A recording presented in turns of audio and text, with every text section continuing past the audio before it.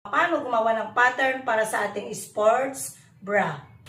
Bago tumabas sa tela, kailangan tayong gumawa ng pattern pagdating sa sports bra, no? Pattern muna bago tumabas sa tela. Ngayon gagamit tayo ng pattern paper. Itupiin ng ganito.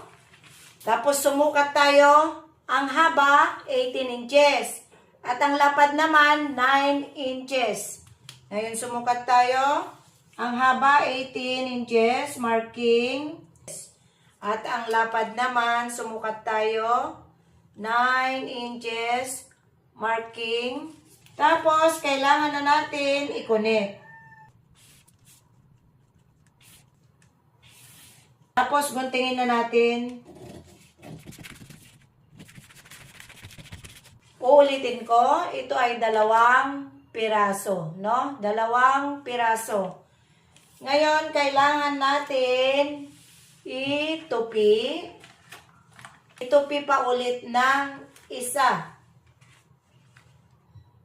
Ngayon, dito, kunin natin ang center. Sumukat tayo. Kunin natin ang center.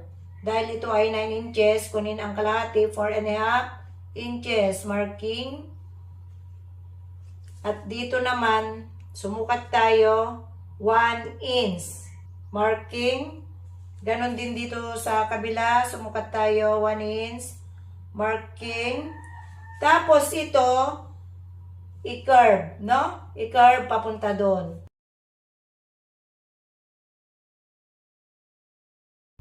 Kailangan na natin kupitin. Ngayon, buklatin.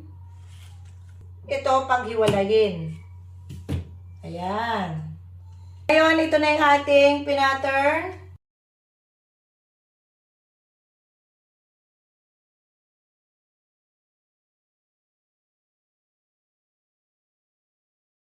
Ayan. No? Kailangan ito, i-join muna natin yan. I-join ito, papunta dito. Tapos ito rin, papunta dyan. Tapos pasadan ng 1/4. Ganon din dito. Ngayon, pattern naman tayo para sa strap. Ito pinangganito. Bale, 2 piraso. Ang haba ng strap is 15 inches, marking. Tapos, ang lapad, 4 inches.